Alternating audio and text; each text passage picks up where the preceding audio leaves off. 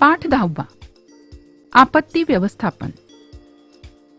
आपत्ती या मानवनिर्मित किंवा नैसर्गिक असतात. दुष्काळ पडणे, वीज पडणे, ढगफुटी, सुनामी यासारख्या नैसर्गिक आपत्तीत जीवित आणि वित्तहानी होण्याची शक्यता असते. पहिल्यांदा दुष्काळ. अन्नधान्याच्या आणि पाण्याच्या प्रदीर्घ आणि तीव्र तुटवड्यामुळे उद्भवणारी परिस्थिती म्हणजे दुष्काळ. दुष्काळ हा सौम्य असू शकतो किंवा तीव्र असू शकतो. दुष्काळाचं प्रमुख कारण जरी नैसर्गिक असलं तरीही काही मानवी कृतींमुळे सुद्धा दुष्काळासारखी परिस्थिती निर्माण होते. अवर्षण, अतिवृष्टी, पूर, तापमानातील बदल, वादळं, थंड हवा, पिकांवर पडणारी कीड, टोळधाड यासारख्या नैसर्गिक आपत्तींमुळे दुष्काळ पडू शकतो. तर मानवी कारणांमध्ये युद्ध, अंतर्गत अशांतता, लोकसंख्येची बेसुमार वाढ या बाबींचा समावेश होतो. दुष्काळाला आपण जबाबदार आहोत का? तर पर्जन्यमान आणि लोकसंख्या यांचा समतोल बिघडल्याने पाण्याचा तुटवडा वाढतोय. हरितक्रांतीमुळे अन्नधान्य उत्पादनात जरी प्रचंड वाढ झाली असली तरी रासायनिक खतं, जंतुनाशकं यांच्या अतिवापरामुळे पर्यावरणाचं संतुलन नष्ट झालंय. अमर्याद पाणी उपसा, जमिनीची धूप आणि पाण्याचा गैरवापर यामुळे दुष्काळाला आपणही काही प्रमाणात जबाबदार आहोत. मग दुष्काळाची तीव्रता कमी करण्यासाठी आपण काय करू शकतो? तर पाण्याचा नियोजनपूर्व वापर आणि पाण्याचा पुनर्वापर करू शकतो. स्थानिक पातळीवर जलसंधारणाचं योग्य नियोजन करू शकतो. मोठ्या प्रमाणात वृक्ष लागवड करू शकतो आणि हवामानातील बदलांचा अंदाज घेऊन नियोजनात बदल करू शकतो. यानंतरची आपत्ती म्हणजे ढगफुटी.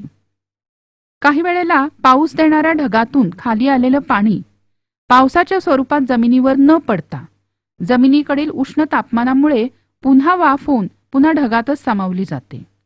अर्थातच त्या ढगांमध्ये वाफेचा खूप साठा होतो आणि शीघ्र संघनन क्रियेमुळे अचानकपणे एखाद्या विशिष्ट आणि लहान भूभागावर सुमारे 100 मिलीमीटर प्रति तास किंवा त्यापेक्षा अधिक प्रमाणात पाऊस पडला तर याला म्हणायचं ढगफुटी.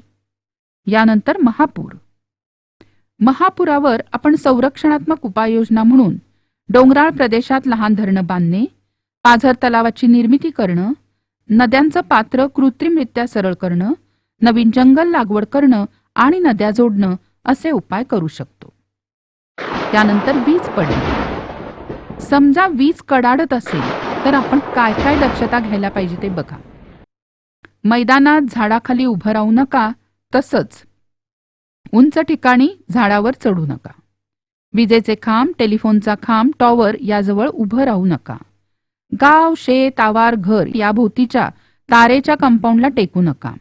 दुचाकी वाहन, सायकलवर असाल तर तात्काळ उतरा आणि सुरक्षित ठिकाणी जा. एका वेळेला जास्त व्यक्तींनी एकत्र थांबू नका. 2 व्यक्तींमध्ये साधारण 15 फूट अंतर राहील याची काळजी करा. प्लग जोडलेली विद्युत उपकरणं वापरू नका आणि मोबाईल किंवा दूरध्वनी अजिबात वापरू नका. पायाखाली कोरडं लाकूड किंवा प्लॅस्टिक ठेवा. दोन्ही पाय एकत्र करून गुडघ्यावर दोन्ही हात ठेवून तळ पायावर बसा. पोहणारे, मच्छीमारी करणारे यांनी त्वरित पाण्यातून बाहेर पडा. पक्क घर सर्वात सुरक्षित ठिकाण आहे. तडितरक्षक नसेल तर उंच इमारतीवर तडितरक्षक बसवून घ्या. यानंतर ज्वालामुखी. तुम्हाला माहितीये की पृथ्वीचा अंतर्भाग अत्यंत उष्ण आहे आणि त्याच्यामध्ये तप्त पदार्थांच्या सतत काही ना काही हालचाली होत असतात. काही वेळेला भूकवचाखालचे घन, द्रव, वायू हे पदार्थ भूकवचाकडे ढकलले जातात.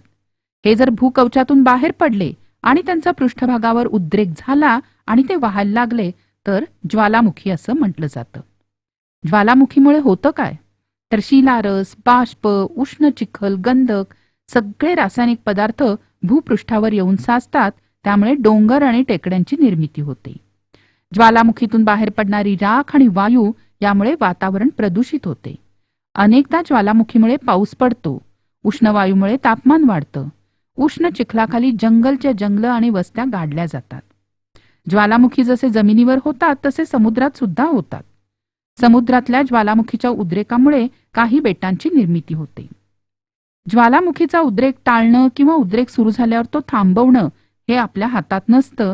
मात्र आधीच त्याचा अंदाज घेऊन तात्काळ आपत्ती व्यवस्थापन करणं हे विज्ञान आणि तंत्रज्ञानाच्या सहाय्याने शक्य आहे. यानंतर सुनामी.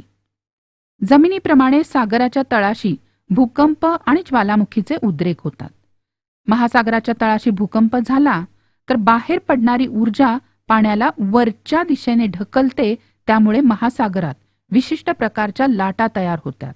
खूप वेगाने त्या दूरवर पसरतात तेव्हा त्यांचा वेग ताशी 800 ते 900 किलोमीटर इतका असतो आणि किनारी भागाकडे पोचतात तेव्हा त्यांची उंची खूपच म्हणजे 100 फुटापर्यंत वाढलेली असते. यांना म्हणायचं सुनामी लाटा. याचे विघातक परिणाम म्हणजे इमारती आणि बांधकामं उद्ध्वस्त होतात. जीवित आणि वित्तहानी मोठ्या प्रमाणावर होते. किनाऱ्याजवळच्या होड्या आणि जहाजे यांची हानी होते. झाडे मुळापासून उन्मळून पडतात. मोठ्या प्रमाणावर भूस्खलन होतं. किनाऱ्यावरील मूळच्या जमिनीत बदल होऊन दलदलीचे प्रदेश निर्माण होतात. वाहतुकीस अडथळे निर्माण होतात. समुद्राशी संबंधित उद्योगधंद्यावर विपरीत परिणाम होतो आणि बंदराचं मोठ्या प्रमाणावर नुकसान होतं. कृत्रिम भूस्थिर उपग्रहाच्या मदतीने सुनामी लाटेचा अंदाज घेऊन किनारपट्टीलगतच्या प्रदेशातील लोकांना धोक्याची सूचना देणं शक्य होतं. यानंतर वादळं. एखाद्या वादळात जर आपण अडकलो तर काय काय करता येईल ते बघूया. इमारतीवर पडून नुकसान करू शकणारी झाडं नियमित छाटा आणि नुकसान टाळा. घराबाहेर असला तर कुठे आहात नेमके ते नातलगांना कळवा. स्वतः बाहेर असाल तर सुरक्षित ठिकाणी आश्रय घ्या. गॅस रेग्युलेटरचा स्विच बंद करा. वीज पुरवठा खंडित करा.